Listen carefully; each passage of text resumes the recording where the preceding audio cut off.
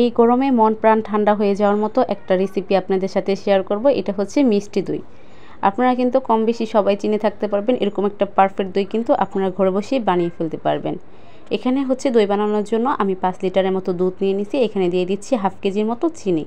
আপনারা আপনাদের মিষ্টি অনুযায়ী কিন্তু চিনিটাকে দিয়ে দিবেন, কে কতটুকু মিষ্টি পছন্দ করেন। এরপর হচ্ছে চিনিটা দেওয়ার পর অনবরত দুধটাকে নেড়েচেড়ে জাল করে নিতে হবে। আমি হচ্ছে দুধটাকে কিছুক্ষণ জাল করে নেওয়ার পরে আমি গ্রামের ভাষায় এটাকে বলে সমডাইল বা শোলা, এটা দিয়ে হচ্ছে একটু মাপ দিয়ে নিচ্ছি কতটুকু দুধ আছে। এরপর হচ্ছে চিহ্ন কেটে নিচ্ছি। চিহ্ন কাটানো হয়ে যাওয়ার পরে এরপরে হচ্ছে আমি রোদে দিয়ে দেখে নিচ্ছি যে আমার হাঁড়িগুলো ঠিক আছে কিনা। এরপরে আবার চুলায় চলে আসলাম দুধটাকে দেখতে, দুধটা ভালোভাবে জাল হচ্ছে কিনা। বেশ কিছুক্ষণ সময় দুধটা জাল করার পরে আবার মাপ দিয়ে নিচ্ছি। দুধটা কিন্তু অনেকটা পরিমাণে কমে গেছে আগের তুলনায়। এভাবে করে হচ্ছে আমি 2 বার মাপ দিয়ে নিলাম। এরপরে হচ্ছে দুধটাকে আরও জাল করে নিতে হবে। এখন চুলার উপরে ঢেকে রেখে দিব প্রায় 2 ঘন্টার মতো। কয়লার আছে এটা জাল হতে হতে কিন্তু কালারটা চেঞ্জ হয়ে যাবে।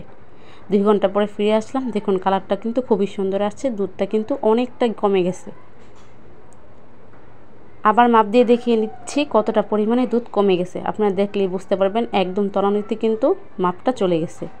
এখন হচ্ছে দই বসানোর পালা। দই বসানোর জন্য দইয়ের হাঁড়িটাকে আমি একটা প্লেটের উপর নিয়ে নিছি, আর এইদিকে হচ্ছে একটা 30 টাকা দামের দইয়ের কাপ নিয়ে নিছি দইয়ের বীজ হিসাবে ব্যবহার করার জন্য।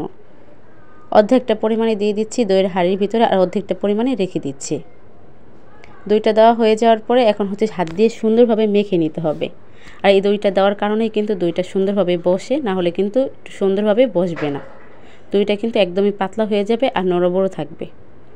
মাখানো কিন্তু সুন্দরভাবে হয়ে গেছে, আর অর্ধেকটা পরিমাণে দুধের ভিতরে দিয়ে দিতে হবে। দিয়ে অনবরত কিন্তু দুধটাকে নেড়েচেড়ে মিশিয়ে নিতে হবে, না হলে কিন্তু দইটা নিচে দলা দলা পেকে থাকবে। আমার সুবিধার্থে আমি হচ্ছে পাতিল থেকে এরকম একটা জগের ভিতরে ঢেলে নিয়েছি, যাতে করে আমার হাঁড়িতে দুধটা ঢালতে সুবিধা হয়।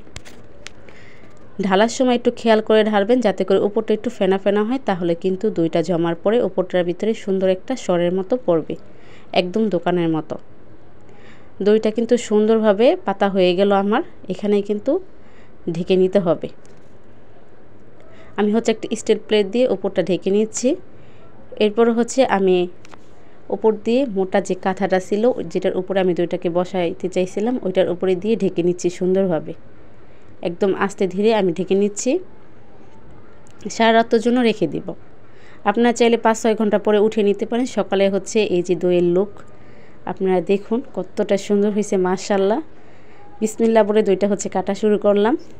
মাশাআল্লাহ মাশাআল্লাহ বলবেন সবাই। খুবই সুন্দর হয়েছিল দইটা, খুবই সুস্বাদু ছিল, আর দোকানের মতোই কিন্তু পারফেক্ট হয়েছে।